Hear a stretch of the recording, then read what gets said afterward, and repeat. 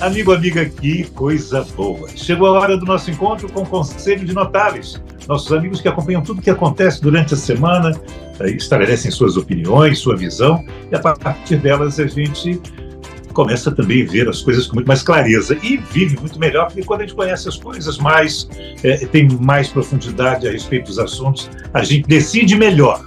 E conosco hoje, Paulo Fraga, o consultor Paulo Fraga, e os publicitários Elísio Pires e Lula Vieira. E, Paulão, é com você que eu começo. Se ligou em que na semana que passou, Paulo? Olá, amigos. Saudades. Desfalquei a equipe por uns tempos aí. Tomei cartão vermelho do Barbosa, mas agora está tudo certo, entendeu? Bem-vindo, muito bem-vindo. Começar essa ausência e mostrar uma coisa aqui para vocês. Eu comentei essa camisa com o Betinho. Não sei se vocês conseguem ver aqui, I love, tá vendo? Com clareza, com clareza. E tem uma assinatura aqui embaixo. Essa assinatura aqui embaixo, aqui é um I love. Flá, vocês ficam me perguntando, mas por que eu fico botando imagem de time pequeno, sem nenhuma relevância, né? Mas aqui o que tem relevância é quem assina essa camisa aqui, que foi o Ziraldo, entendeu? E eu tenho já ela, certamente, há muitos anos, e confesso a partir da despedida nossa do Eterno Ziraldo, eu tenho usado um pouco mais a camisa por ele, para matar as saudades que já existem, né? E pelo nosso Flamengo, que continua voando como habitualmente. Flamengo! Mas comentários assim, sem menor importância, sob o ponto de vista futebolístico, né? Uma coisa que tem me chamado a atenção é o comportamento do tal mercado, né? O dólar subindo, as previsões todas negativas, o que me deixa surpreso, porque nada do que está acontecendo está além da minha expectativa particular, né?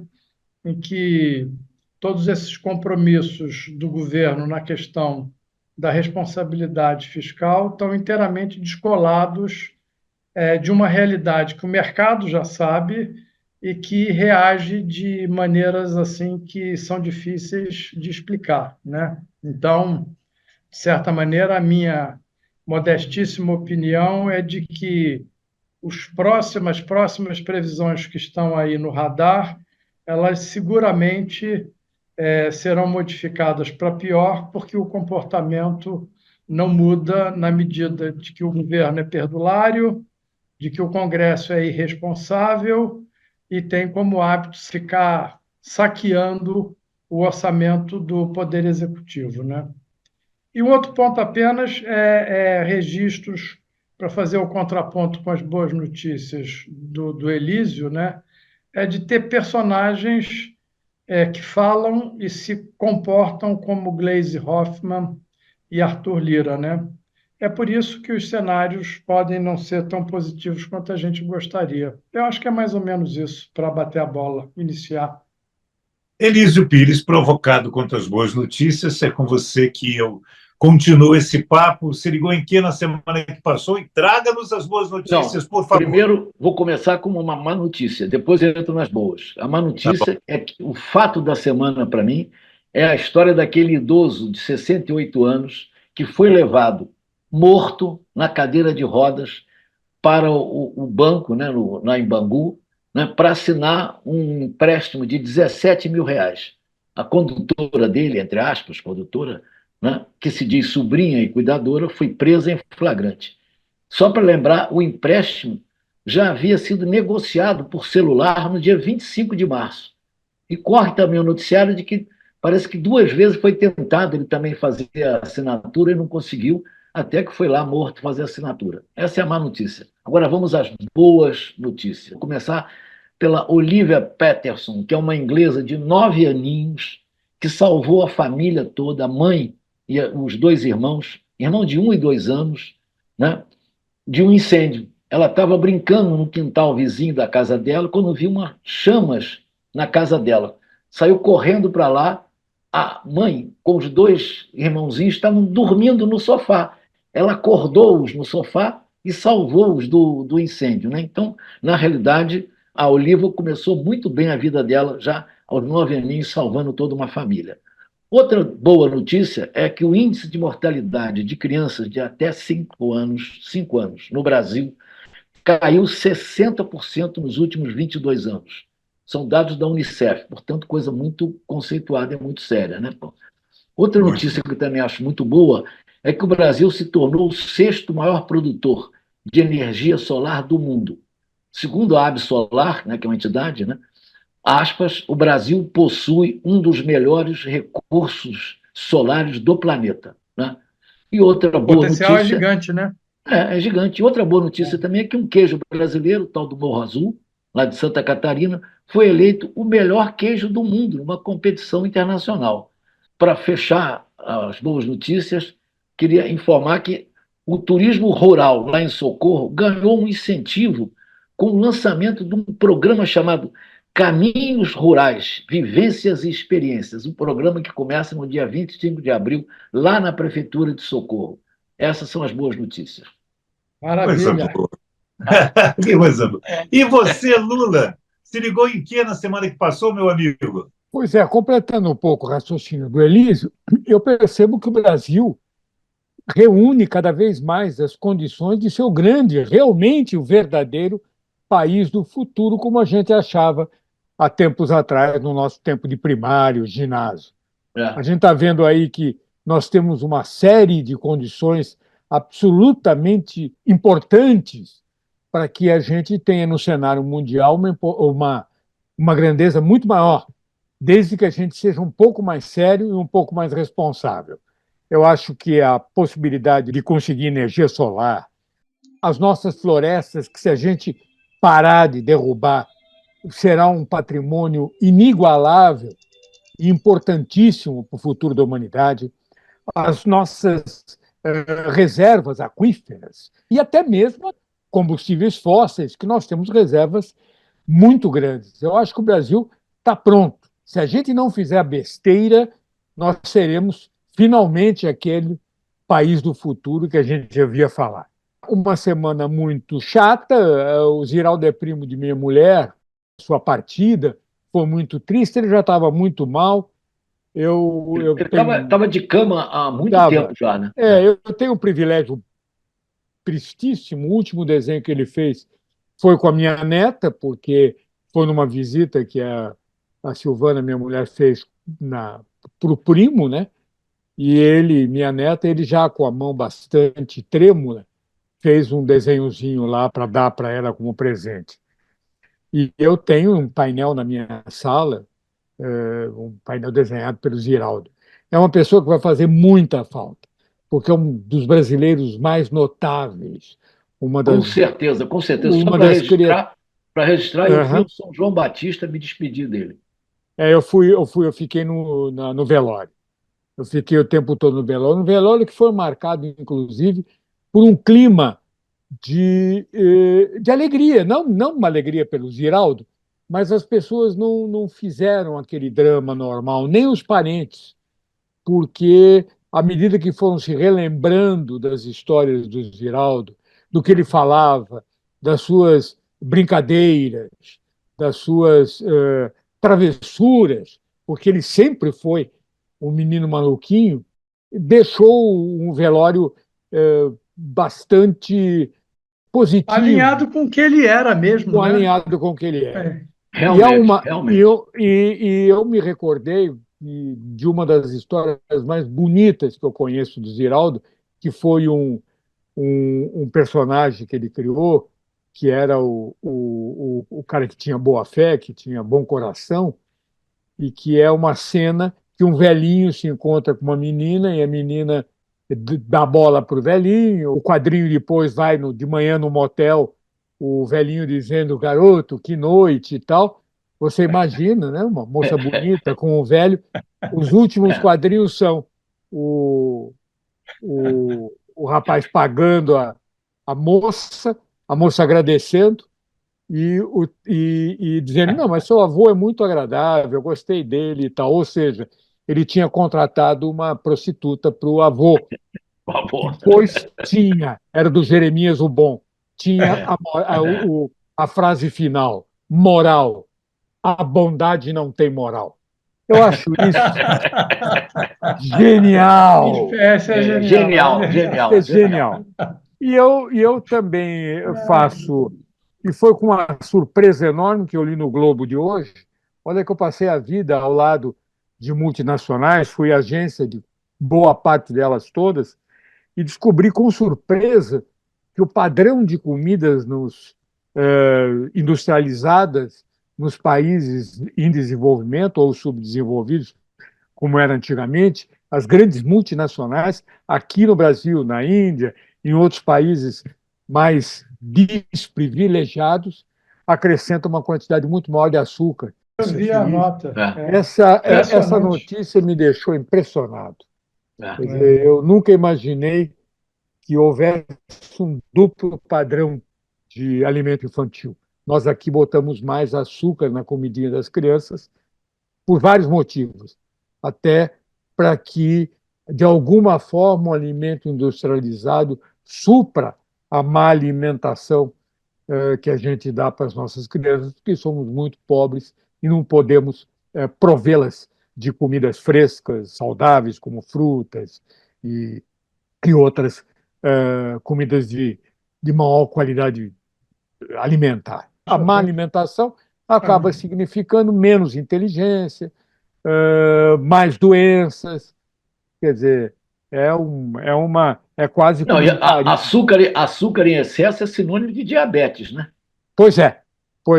Última coisa que eu falaria também é a demagogia das leis antidrogas. Nós estamos aí continuando com a demagogia e vamos cada vez mais prendendo, batendo, retirando de circulação e assim colocando nas escolas do crime, que são as prisões, a população negra e pobre.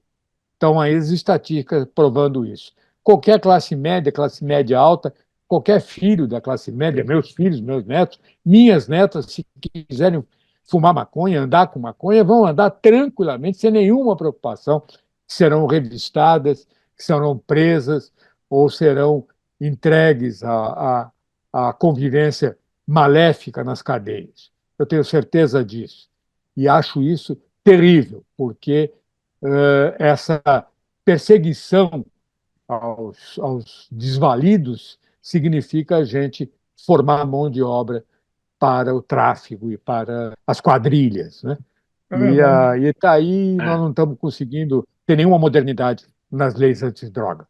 É muito triste. É muito triste. Não posso deixar de dar um sorriso amargo com o defunto que foi tentar fazer um empréstimo. Eu acho aquilo uma história.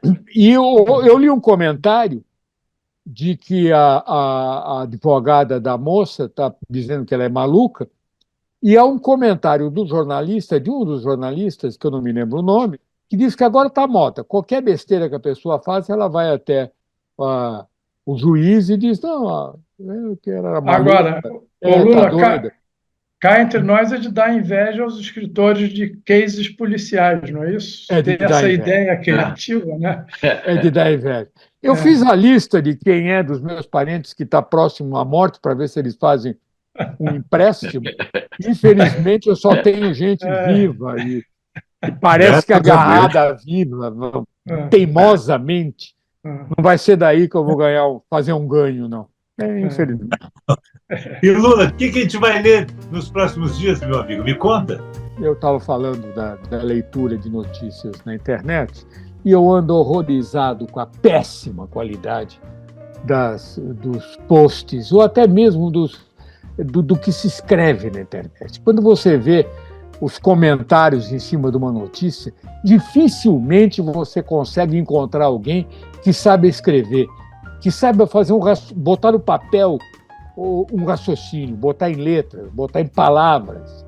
Eu fico horrorizado como nós, brasileiros, escrevemos mal, não sabemos pensar, e com isso nós não vamos conseguir entender o mundo. E é impressionante, inclusive gente com nível universitário, porque muitas vezes, ao fim de uma nota ininteligível, mal escrita, cheia de todos os tipos de defeitos, você encontra lá que o jornalista é formado por uma faculdade conhecida e que é terrível. Então, por isso, recomendo 2 livrinhos para esse pessoal e para quem quer escrever bem. Um é do Rui Castro. Ele escreveu uma deliciosa obra a respeito de como escrever biografia. E não apenas a biografia. No momento em que ele conta, ele que é hoje talvez o mais importante, o mais agradável de se ler, o mais inteligente dos biógrafos vivos, ao falar de como escrever uma biografia, ele fala também de como escrever bem. Ele dá dicas, ele dá conselhos. E eu acho que vale a pena. De Rui Castro, é um livro baratinho e vale a pena ler. E outro livro que eu também recomendo é da professora Noemi Jaffe, que é A Escrita em Movimento. É também conselhos muito úteis. Estou dizendo muito para quem pretende ser entendido quando escreve. Porque nós brasileiros, é uma vergonha a gente não conseguir entender o que um irmão tentou nos escrever, tentou nos comunicar. Nós escrevemos mal, escrevemos errado, não sabemos construir uma frase, um raciocínio, e vale a pena a gente pensar mais nisso. Lula, hoje as pessoas não conseguem se fazer entender falando, que dirá escrevendo, né? Você vê o tamanho do problema, né? Isto posto, vamos ao ponto. E aí, Elísio Pires, vai se ligar em que na semana que chega, meu caro? Ora, eu estou ligadíssimo no embate entre o Alexandre de Moraes e o Elon Musk, né? Que é principalmente para definir o conceito de liberdade de expressão, que é a síntese desse debate, né? Eu acho que vai prevalecer, né, a tese do Moraes, né? Vou até lembrar aqui uma frase dele que está consolidada lá no Supremo, que é a seguinte: não há liberdade de expressão quando o seu exercício pode resultar no próprio extermínio da liberdade de expressão. Excelente resumo. Está falando. Meu caro Lula Vieira, e você vai se ligar em que na semana que chega, Lula? Com toda humildade e entusiasmo, eu assino embaixo de tudo que o Elísio falou. Eu também estarei e também estou preocupadíssimo, eu vivo disso. Aliás, todos nós aqui vivemos disso, e eu acho que é um motivo de reflexão muito sério. Nós temos que falar muito sobre isso. E está se aproximando aí as eleições. O que a má-fé, o que os sistemas de computadores, os sistemas de fake news podem fazer na desinformação é gravíssimo. E eu acho que essa discussão sobre a liberdade de informação, sobre liberdade de imprensa, deve estar sempre na pauta e na cabeça da gente, sem dúvida nenhuma. Paulo Fraga, começou, termina o nosso encontro de hoje, vai se ligar em que na semana que chega, Paulão? Eu vou seguir os relatores, Elísio e Lula. Esse tema é um tema da maior relevância, sem dúvida. Vou acompanhar os desdobramentos, né? Mas olhar sobre uma ótica, acrescentar o que já foi dito, é que me surpreendeu muito negativamente as nossas autoridades, Supremo, o próprio Congresso, Poder Executivo, cair na armadilha do Elon Musk, né? Que é um hipócrita de quinta categoria, e deu mole, os caras pisaram na casca de banana e serviram a ele de uma maneira inconcebível. Eu não sei como é que eles conseguem não ter discernimento para não cair nessa armadilha, né? O Elon Musk literalmente bateu palma para o maluco dançando. Pois é, numa alegria danada. E o outro estava cheio de maluco dançando. Isso mesmo, é isso aí. Foi o que não faltou, né? E o outro ponto é, olhando aí o que vai acontecer nessas tensões internacionais e na hipocrisia mundial de hoje. Enfim, vamos ver aí como é que essas coisas vão andar, né? Mais uma semana para observarmos e torcermos para que haja um pouco de sanidade interna e externa a partir do nosso Brasil. Né? É isso. Com os publicitários Lula Vieira e Elísio Pires e o consultor Paulo Fraga, nós hoje batemos um papão com você aqui no nosso Se Liga, que volta semana que vem. Não deixe de dar o seu like, seu dislike, se inscrever na nossa página, criticar, sugerir. Nós adoramos quando você mexe com a gente. Semana que vem nós voltaremos com muito prazer para mais um papo com os consultores, nossos amigos. Até lá! Tchau, gente! Um abraço. Tchau, Socorro! Socorro! Salve, Beijo, Socorro! E parabéns, Socorro! Se liga!